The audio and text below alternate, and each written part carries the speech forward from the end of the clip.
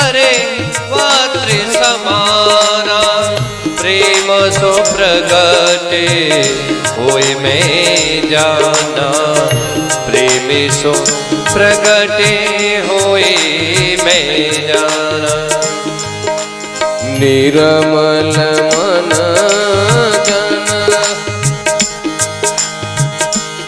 निर्मल मन जन सो मोहि पावा,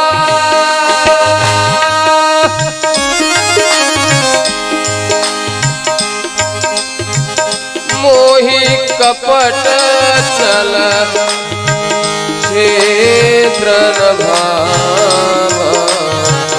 मोहि कपटे छले क्षेत्रे न भावा, मोहि कपट छले क्षेत्रे न भावा।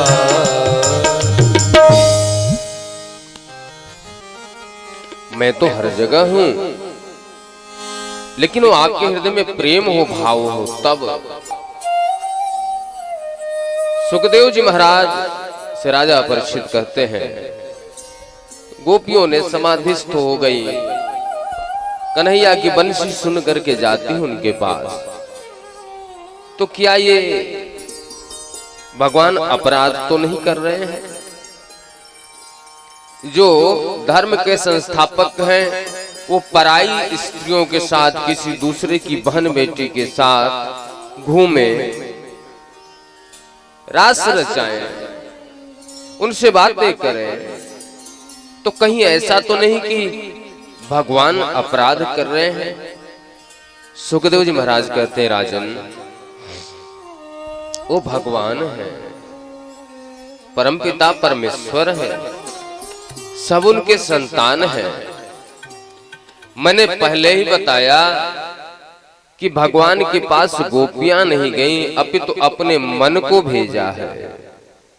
गोपियों का शरीर तो उनके घर ही है, भगवान को आपके शरीर की जरूरत नहीं है। आप कितना चिंतन करते हो, कितना भगवान को अपना मानते हो, इसकी जरूरत है। यदि भगवान गोविंद के पास ब्रजवासियों की बहन बेटी पत्नी गई होती तो, मान लो उदाहरण के लिए मेरी बहन किसी दूसरे व्यक्ति के साथ, पुरुष के साथ घूमे, तो क्या मैं उसको छोड़ूंगा? नहीं छोड़ूंगा ना। मेरी माँ, मेरी पत्नी यदि किसी दूसरे पुरुष के साथ घूमे तो क्या मैं उसकी पूजा करूंगा? नहीं करूंगा ना। तो ब्रजवासियों ने क्यों पूजा किया? क्योंकि श्रीमद् भागवत द्वितीय खंड अध्याय 33 में श्लोक संख्या 38 नंबर में कहा गया कि यदि गोपियां गई होती तो व्यास जी यह बोलते नहीं, गणेश जी यह लिखते नहीं और सुखदेव जी महाराज इसका वर्णन नहीं करते। 38 नंबर श्लोक में कहते हैं, ना सुयन खलु कृष्णाय मोहितास्तस् मायया। किसी भी ब्रजवासी ने कृष्ण को अपना शत्रु नहीं माना, इसलिए क्योंकि उनकी बहन बेटी तो उनके घर में है। भाई आपकी पत्नी है, यदि मन से वृंदावन में घूम रही तो आप क्या कर लोगे? उसका शरीर से तो आपके घर में है, तो मन से यदि कोई कहीं घूम रहा है तो आप तो उसको ऑब्जेक्शन नहीं कर सकते, रोक नहीं सकते। तो गोपियां जब मन के साथ कृष्ण के पास गई तो कृष्ण को शत्रु कैसे मान सकते हैं ब्रजवासी? इसलिए मन्य माना स्वपार्श्व स्थान स्वान दारान ब्रजौ कसह। जो ब्रजवासी गोपियां हैं वह अपने स्थान मतलब अपने घर में है। गया तो सिर्फ मन है और मन से ही तो हम लोग भजन करते हैं। कभी बांके बिहारी की उस झांकी का दीदार करके सोचना, कभी लाडली जी के उस झांकी का दीदार करना बरसाने में बैठी हुई हैं, बांके बिहारी बैठे हुए हैं, पर्दा खुल रहा है, बंद हो रहा है, मन में एक ही बात आएगी, चलो वृंदावन, चलो बांके बिहारी के पास, चलो अपने लाडली जी से मिलकर के आते हैं। और जब बांके बिहारी मंदिर में बैठोगे तो उठने का मन नहीं होता, क्योंकि जाना तो नहीं के चरणों में, लेकिन मन को लगाओगे तब तो। मन तो लगा हुआ है, कहाँ साली के यहाँ चले जाएं, कहाँ सरहज के यहाँ चले जाएं, कहाँ मौसी के यहाँ चले जाएं, मौसा के यहाँ चले जाएं, नात रिश्तेदारी में चले जाएं, कहीं बैठ के मदिरा पान कर लें, कहीं मांस खा लें, कहीं बीड़ी सिगरेट पी लें, कहीं इसको गाली दे लें, कहीं उसको कुछ सुना दें, खाने के ऊपर दौड़ जाएं, सोने के लिए अच्छी व्यवस्था चाहिए। भजन तब होगा जब आपके मन के अंदर त्याग होगा।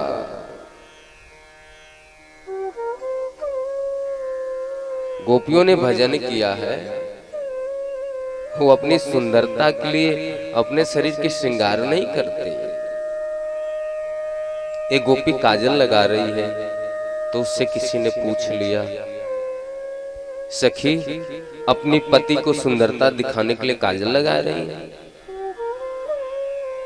बहुत सुंदर लग रही हैं आप, किसको दिखाने के लिए लगा रही हैं? घर में विनोद करती हैं आपस में। तो सखी के नेत्रों में आंसू है, कहती मैं किसी को दिखाने के लिए नहीं लगा रही। वो छलिया है ना नंद किशोर, वो आता है भाग जाता है, छोड़ करके चला जाता है। एक काजल नहीं है, ये मेरा कृष्ण है, मेरा कृष्ण भी काला है, तो इस काजल को ही कृष्ण मान करके मैंने अपनी आंखों में रख लिया ताकि आंखों से दूर न जा सके। 16 श्रृंगार करती तो इसलिए नहीं कि कोई दूसरा पुरुष देख करके मुझे खुश हो या मेरा पति मुझे देख करके प्रसन्न हो, अपितु इसलिए कि कन्हैया आएंगे तो हमारे साथ विनोद करेंगे, मजाक करेंगे। कन्हैया को लाड़ लड़ाने के लिए, दुलार प्यार करने के लिए अपने श्रृंगार करते। कन्हैया आते हैं कभी कुछ लीला करते हैं। उस लीला का दीदार करने के लिए गोपियां अपने आंगन की लिपाई करते हैं। कन्हैया यहाँ बैठ करके खेलेगा। दही बिलोती तो इसलिए नहीं कि घर में हमें छाछ पीना है, घर परिवार को दही खाना नहीं। एक दिन आपका कोई कुछ नुकसान कर दे तो दूसरे दिन लठ मारोगे, हैं? गोपियों का पर डे प्रतिदिन मटकी फोड़ी जाती है, फिर उससे नई मटकी ला करके मक्खन उसमें रख देती। आज कन्हैया आएगा तो फिर मटकी फोड़ेगा। अपना नुकसान कौन कराएगा?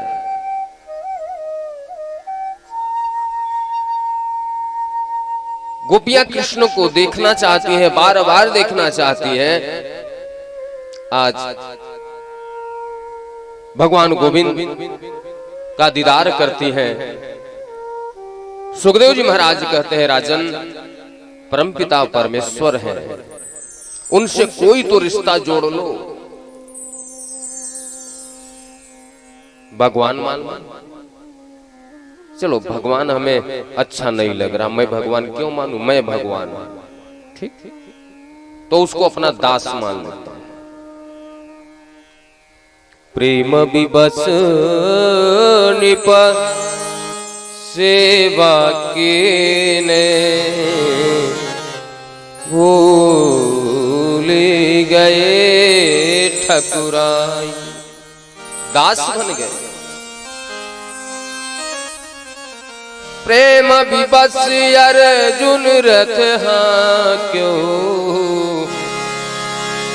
अरे कन्हैया जी मालिक बताओ, रथ को बीच युद्ध क्षेत्र में ले चलो। जी सरकार ले चल रहा हूं, सेवा कर। मैं उनको मालिक नहीं मानूंगा। मनु शत्रुपा से कहा गया, मांगो मांगो गर आकाशवाणी हुई, मांगो वरदान मांगो। बोले अब नहीं मांगूंगा। बोले क्यों? जब नहीं मिल रहा था तो मांग रहे थे, मिल रहा है तो नहीं मांग रहे। तो मनु शत्रुपा ने कहा मांगा उससे जाता है जिसको पता नहीं कि सामने वाले को क्या चाहिए। आप तो अंतर्यामी हो, तो आपसे क्यों मांगू? बोले नहीं, कुछ तो बोलो अपने मुखार बिंदु से। तो मनु शत्रुपा महाराज मुस्कुराए और कहते हैं आपसे क्या मांगो, आपके समान पुत्र चाहिए, आप सरीसृप हो। भगवान मुस्कुराए, बोले कान घुमा के क्यों पकड़ रहे हैं आप? डायरेक्ट बोलिए कि आप मेरा बाप बनना चाहते हो। बोले मैंने तो नहीं कहा। तो भगवान ने कहा ये बताइए मेरे समान दूसरा भगवान कैसे होगा? जब ब्रह्म एक ही है, कृष्ण एक ही है, तो दूसरा कृष्ण कहां से लाऊंगा? इसका मतलब आप ये कहना चाहते हैं कि मैं आपका बेटा बन करके आऊं? और बोले महाराज चाहे जो समझो, चलो अब मुझे बेटा बन करके आना पड़ेगा तो मैं बेटा बन करके आता हूं। वही वामन जी बेटा बन करके भगवान आते हैं, राम जी बेटा बन करके आते हैं, कृष्ण जी बेटा बन करके आते हैं। अरे बेटा मान लो भाई, नौकर मान लो, उसको सखा मान लो, न कुछ मान सको। दोस्ती सबसे ज्यादा प्रिय होती है। कहीं जा रहे हो, वो कन्हैया चल भाई मैं जा रहा हूं, रोटी खा रहे हो, ले भैया पहले तू खा ले फिर मैं खाता। कहना ही तो है, कोई तो रिश्ता बना लो। यदि आपने उससे रिश्ता बना लिया तो दुनिया से रिश्ता बनाने की जरूरत नहीं होगी। दुनिया के रिश्ते अपने आप आपके पास आएंगे, दुनिया के लोग अपने आप आपके पास आएंगे।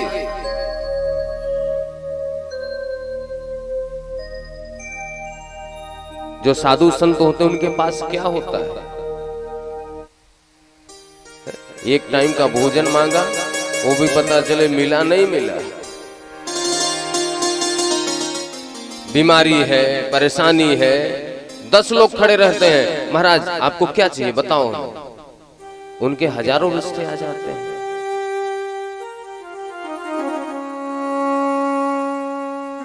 क्योंकि उनका रिश्ता भगवान से, इसलिए भगवान से रिश्ता बनाओ। सुखदेव जी महाराज ने समझाया, रवि पावक सुरसर की नाई, समर्थ को नहीं दोष गोसाई, रवि पावक सुरसर की नाई। इसलिए भगवान के ऊपर दोष मढ़ना गलत होगा। वो परमपिता परमेश्वर हैं और सबके मन के साथ हो सकते हैं। यदि आप भी मन से उनका भजन करो तो भगवान आपके भी साथ हो सकते हैं। आज कंस की सभा बैठी हुई है। महाराज देवर्षि नारद का आगमन हुआ। नारद जी ने कहा कि प्रभु मुझे बहुत चिंता है। बोले आपको?